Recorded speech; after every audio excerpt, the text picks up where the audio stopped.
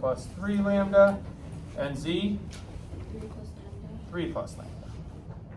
Okay, everyone fine there? Second line, in terms of mu, x, y, and z, x will be 2 plus mu, y,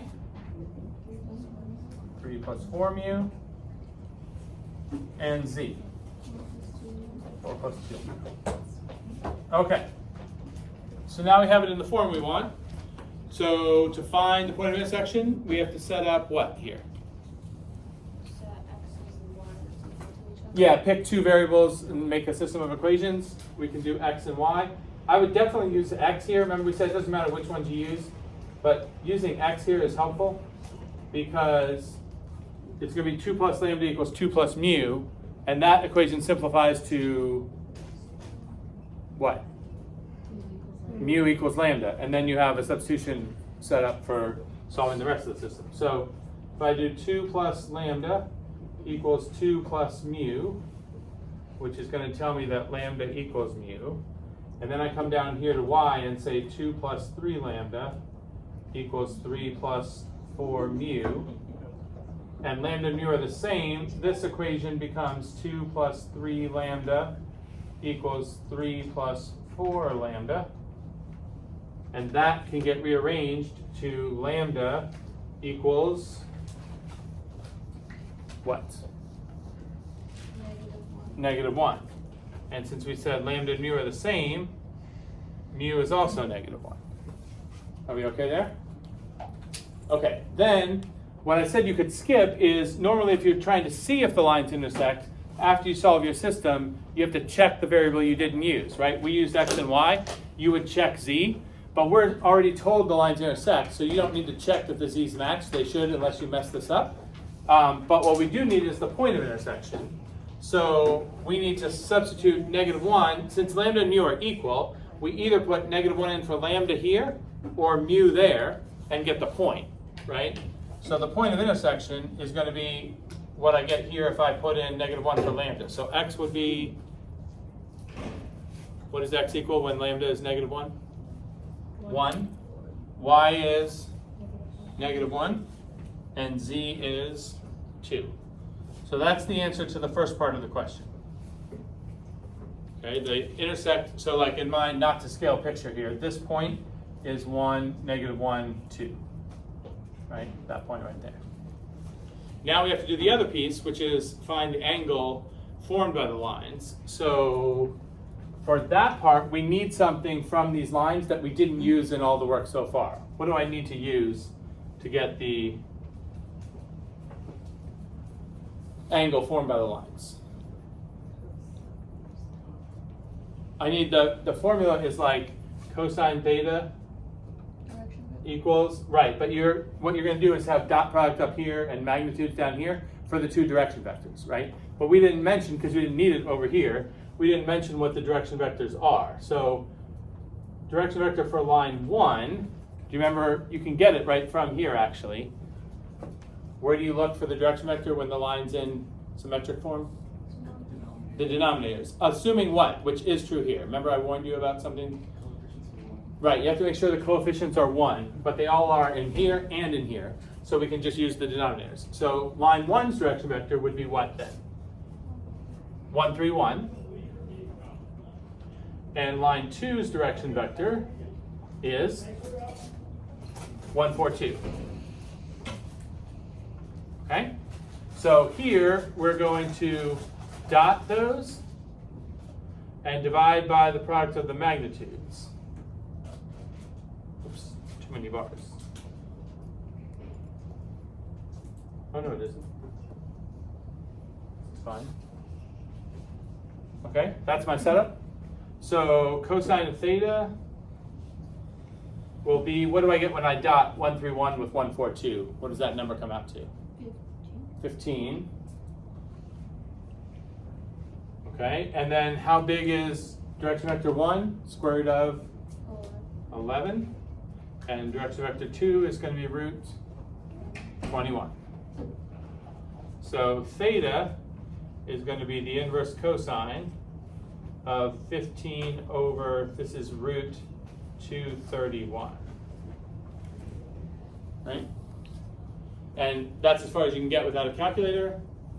You can tell one thing. Do you remember I talked to you before? If you didn't have a calculator, you didn't go to your calculator yet, you can tell whether this angle is going to come out acute, right, or obtuse. Can you tell which one?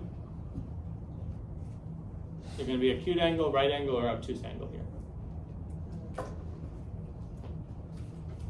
Well, the only way it could be right is if we were taking inverse cosine of 0, right? That when the dot product is 0, then you get a right angle. So it's not right, it's either acute or obtuse. Do you remember what tells you which one is which?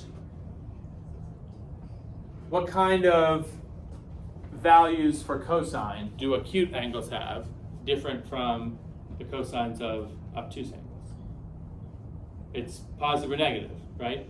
Acute angles, you're in quadrant 1, cosine is positive or negative in quadrant 1? Positive. But in quadrant 2, cosine is negative, right? So since we're taking the inverse cosine of a positive number, this has to come out to a quadrant 1 acute angle, okay? That's all you can tell without a calculator.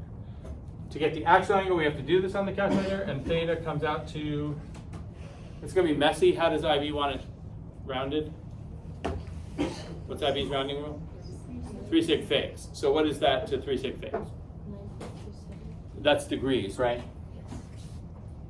9.27. It doesn't specify degrees or radians here, so you could give the radian answer. That's a very small number of radians. 1 radian is close to 60 degrees, and this is only 9 degrees, so it's like 0.1 or 0.2 radians, something like that. But if you gave the 3 sig fig answer in radians, that would also be fine. Just watch out, it didn't specify here, right? So either radians or degrees is fine. But be careful, if they say, find the measure of the angle in degrees, and you give a 3 sig fig radian answer, you won't get credit, right? So just make sure you're reading the problem. All right, is this good? Any questions? Everyone fine? Okay, let's go to the new stuff.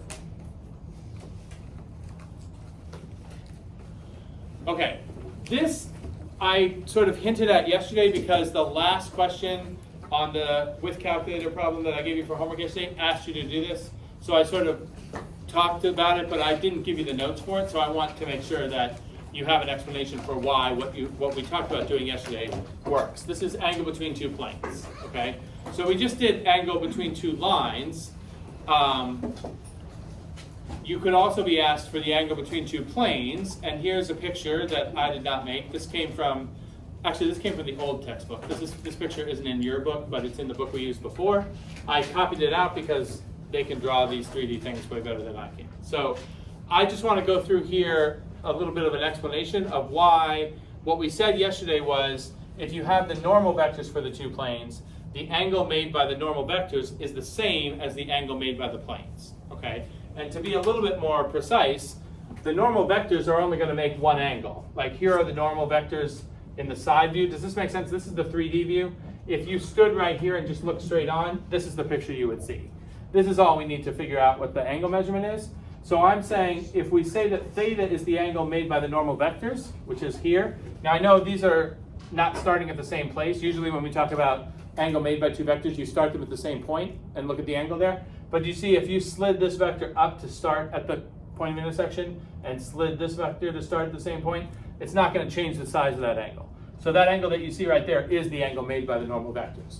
What I'm saying is the angle between the normal vectors is going to be the same as the angle made by the planes. These lines here are the edges of the plane, right?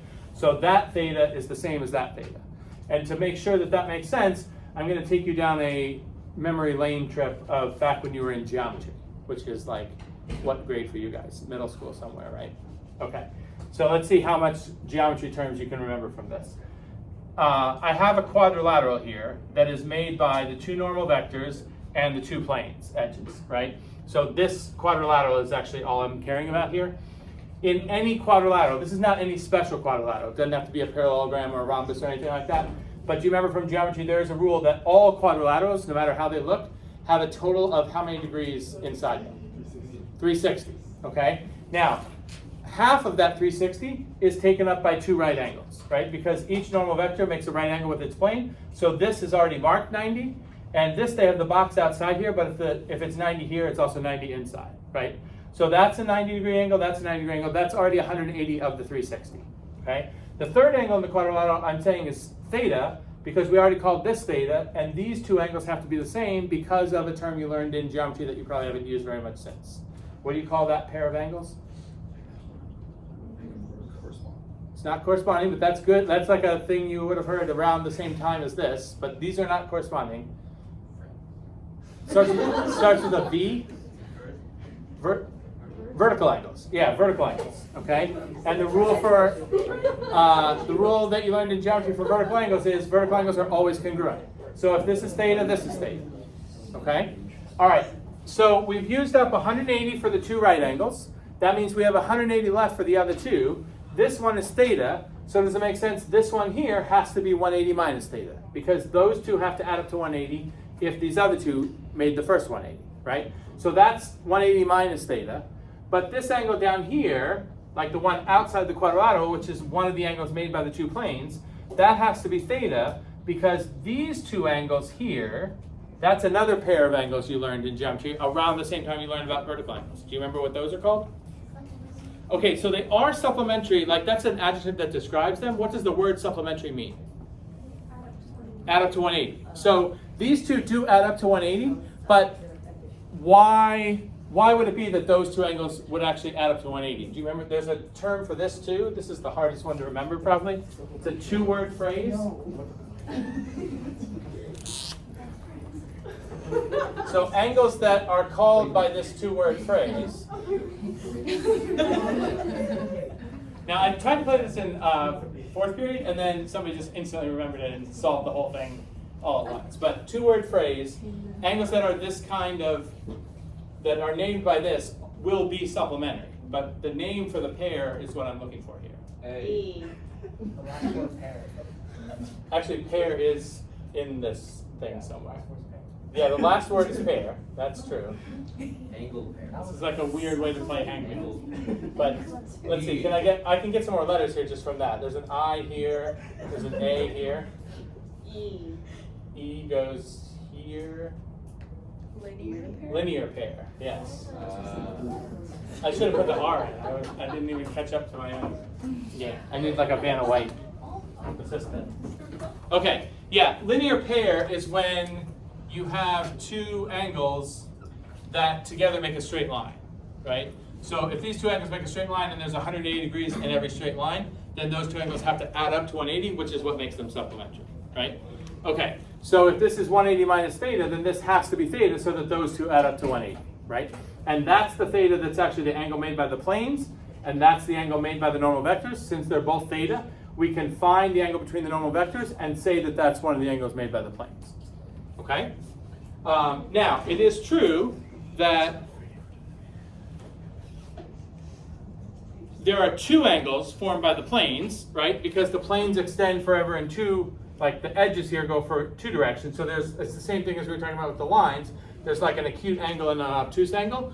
The angle made by the normal vectors, there's only going to be one of those, but that angle will be one of these two. Sometimes that angle will turn out to be obtuse, sometimes it will turn out to be acute. But if it doesn't specify you need the acute angle or you need the obtuse angle, then the one you get from the normal vectors is always going to be one of the two angles that's formed here. Okay? And sometimes they might be more specific and say, like, find the measure of the acute angle made by the planes. If you found the angle between the normal vectors and it turned out to be obtuse, you could just take 180 minus that and get the acute angle, right? There's also a way, if you know you need an acute angle, we can modify that dot product formula slightly. I'm going to show you that in just a second. And you can sort of rig it so that you will get an acute answer as your answer, okay? Okay, so remember we already talked about this, like this is the formula we're going to use. We're going to use it with the two normal vectors this time. So it's the same thing we did before, dot product on the top, magnitude product on the bottom. Inverse cosine of that fraction is the angle. And we said the sign of the dot product is determining whether that thing comes out acute or obtuse, right? So if I know I want an acute angle as an answer, what could I do to this expression before I do inverse cosine of it to make sure that what I end up with is an acute answer? Like, how do I make sure, like, what kind of thing do I need to take the inverse cosine of to get an acute answer? It has to be what? It has to be positive. How can I make sure that this is positive? This denominator already will be, right? Because these are both magnitudes, they can't be negative. but the dot product could be negative. So how do I make sure that the thing I'm taking the inverse cosine of is actually positive? Like what can I do to the dot product to make sure I get a positive result? Absolute value. Good. Okay. So if you know ahead of time they're asking for an acute angle, if you don't want to worry about, well, this might come out obtuse and then I have to do 180 minus that, if you want to skip that step, you can just take inverse cosine of the absolute value of this. And this stuff on the bottom doesn't need absolute value because magnitudes are already positive. But the dot product can turn out to be positive or negative. So put absolute value around the dot product, and then you're guaranteeing you're getting an acute answer. Make sense?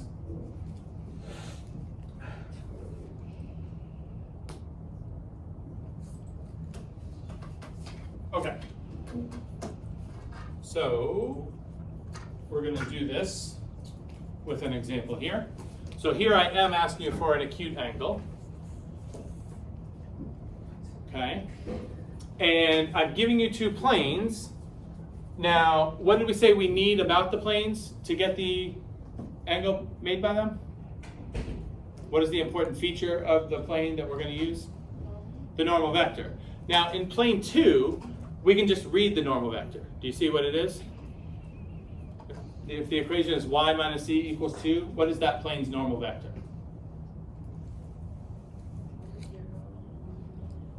0, 1, negative 1. It's the coefficients of x, y, and z. X isn't there, so its coefficient is 0, right? So that's easy. The plane above it, though, looks totally different. Why? What am I showing you that's labeled plane 1? That's vector form. And not only is it vector form, all the vectors are in IJK form, right? But you remember we talked about this before the break. You can write the equation of a plane in vector form. This R is like generic XYZ, right? Then this next part, 3i plus 2j minus k, that is what kind of vector?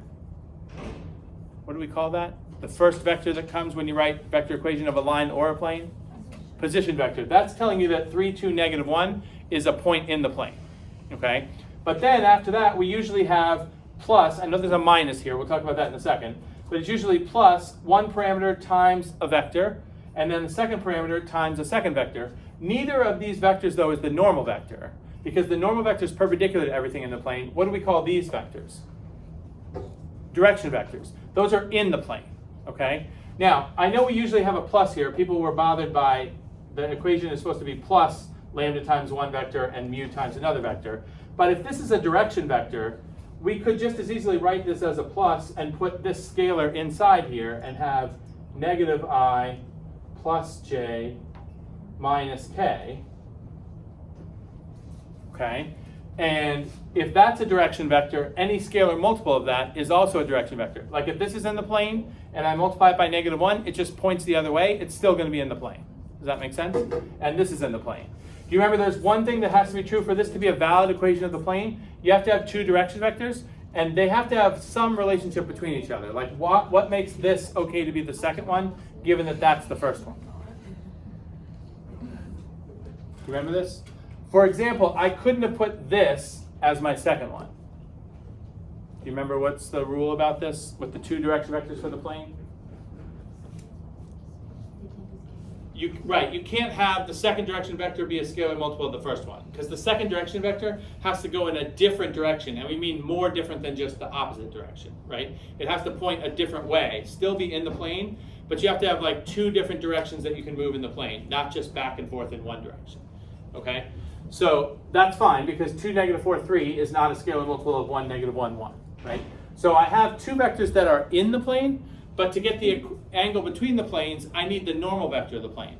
So in this form, that's easy because it's given to you. But what if you're given an equation of the plane in vector form and you don't have its normal vector? How do you get the normal vector? You cross the two direction vectors, right? Okay, so let's do that.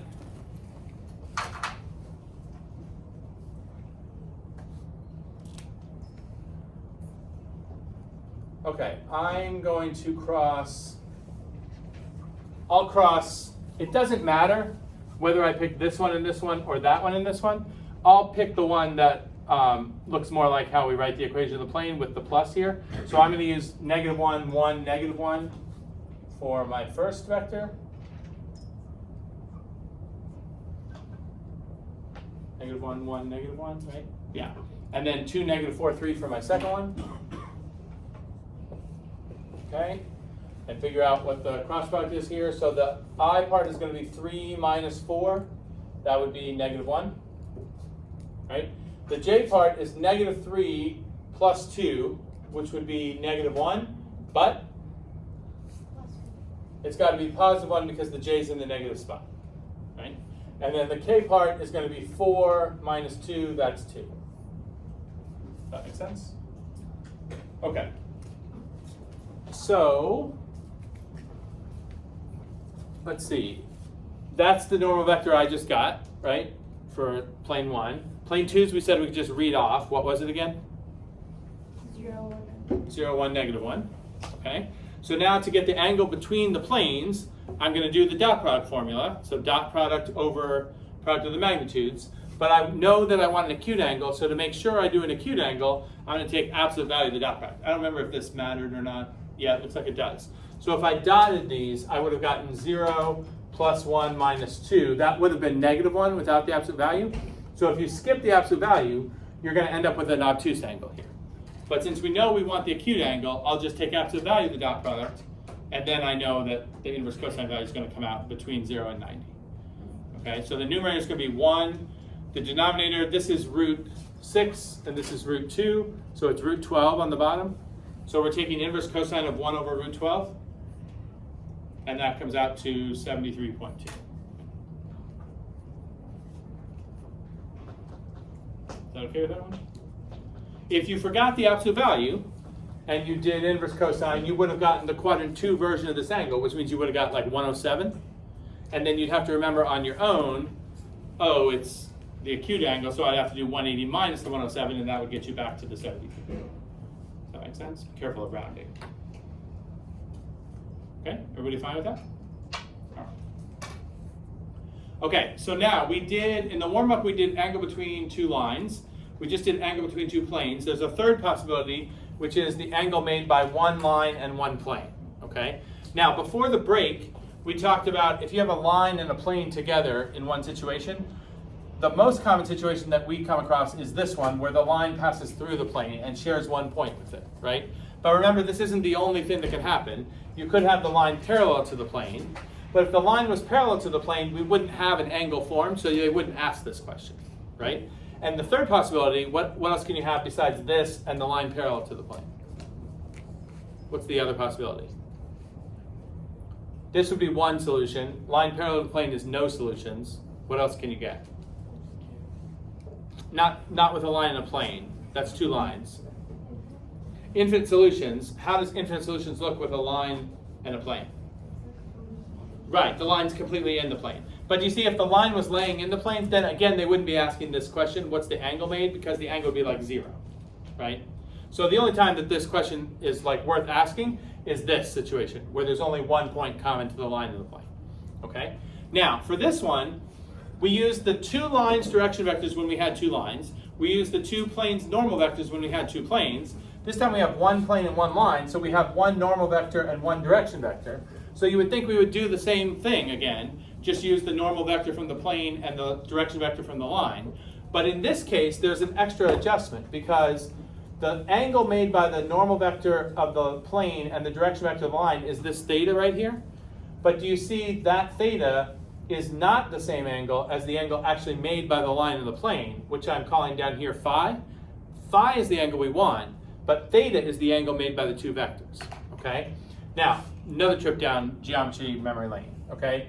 This purple triangle that I created here that has the angle that we're looking for in it, it's a right triangle. And does it make sense? It always will be a right triangle because the right angle is the normal vector with the plane, so it has to be a right angle, right? Then the angle made by the normal vector and the direction vector, since we said that was theta, this has to be theta because this is again a pair of what? What do we call those angles, Ruslan? That was you? Vertical angles, right? Okay, so if that's theta, that's got to be theta. But then this angle here does not have to be the same as that angle, right? There is a relationship, though, that has to be true between theta and phi. Another geometry word that we haven't said today. What's that one?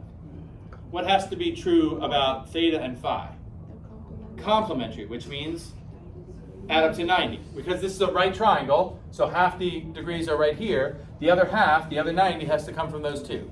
So those add up to 90, okay? So one way, if you need phi, one way to do this is do what we've done before and find theta first, and then just remember that theta and phi are complementary, and when you get theta, you say, oh, I actually need phi, which is the complement, and do 90 minus. Okay? That's one way to do it. There is a way to directly get phi, which I think is a little better than having to just remember this like one time you have to do the complement of the angle. So notice this. In this triangle, sine of this angle, sine of phi, is equal to cosine of that angle, cosine of theta. Because cosine of theta would be adjacent over hypotenuse, and sine of phi would be opposite over hypotenuse, and that's the same ratio we're using both times, right? So sine of phi is equal to cosine theta. But we already had that the formula for cosine theta was dot product over the magnitude product. So if that's equal to cosine theta, like we do inverse cosine of that to get theta, but it's also equal to sine of phi, we could still do this calculation, but then to get phi, what would you do with this after you found it? You wouldn't do inverse cosine, you would do inverse sine, okay? So that's what you're gonna do. If you wanna find phi, do the dot product between the normal and the direction vector, do the magnitude product on the bottom, but then remember that for a line in a plane, you're finding phi, not theta, so it's inverse sine of this, not inverse cosine, okay? Now, there's one other thing, though, that matters here. What do you know has to be true about this angle theta in this picture? What kind of angle does that have to be? Why? Why can't it be obtuse? It's a right triangle, and so if it's a right triangle, we already have 90 here. If this was obtuse, that would be over 90. You'd be over your limit of 180 for the triangle, right? So a triangle cannot have a right angle and an obtuse angle in it together. That's too many degrees. So this has to be acute. If we want to make sure that this is acute, do you notice what I did with the numerator here? What are these bars? That's not magnitude. That's what? Absolute value. We said if you put absolute value around that, you're guaranteeing you're getting an acute angle. Before, it was just preference. Like, do you want to get an acute angle or not? But in this situation, for this picture to make sense, that has to be an acute angle. So you need to do absolute value here, okay?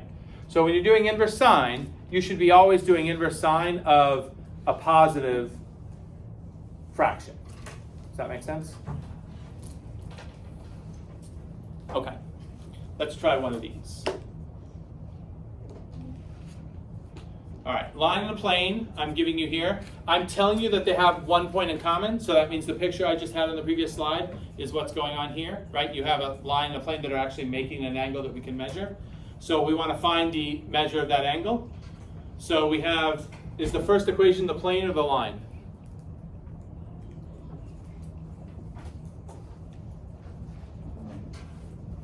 That's the plane. What do we need from the plane?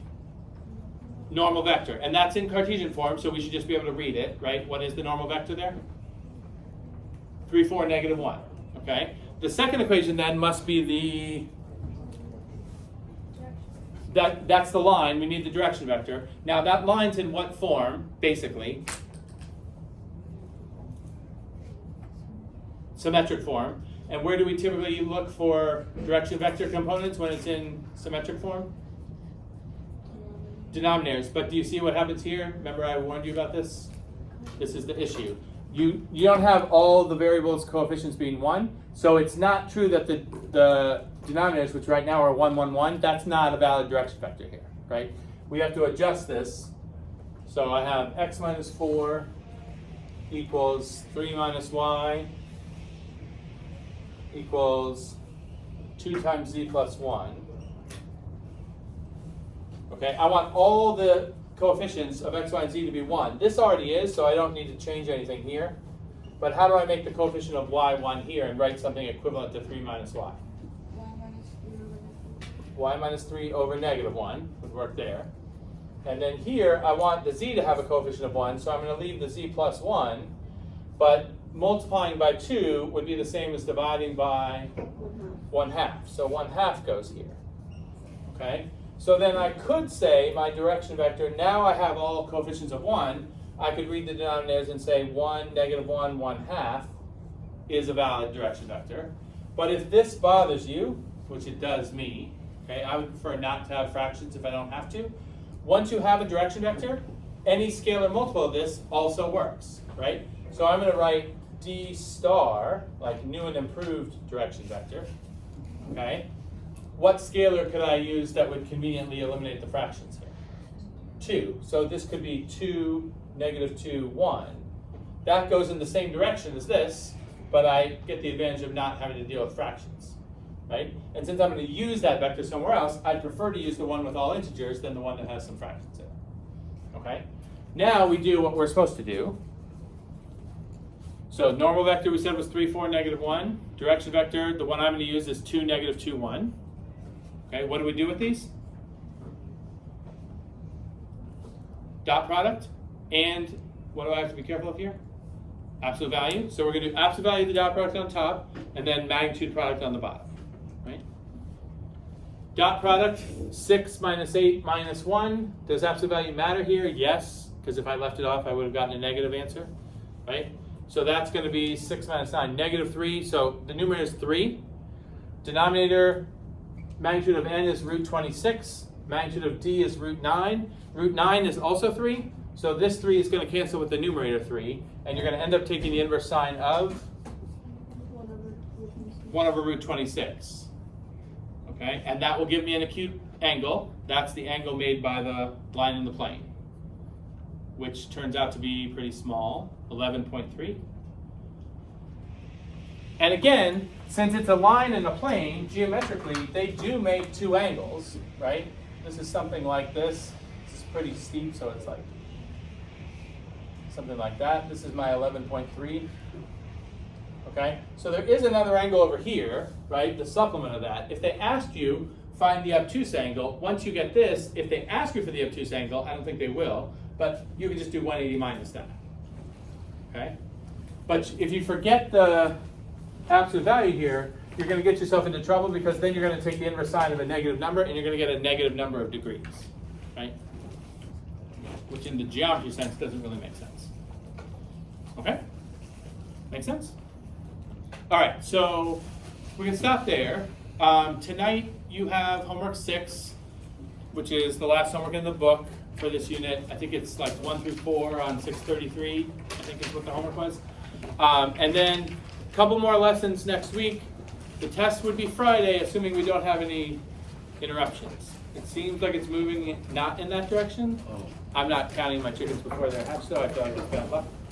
So we'll see what happens. If we do miss 1 or more days next week, the test almost for sure would just get pushed into the next week. Because I think with no delays, I think we should be having the test on Friday. Okay? So.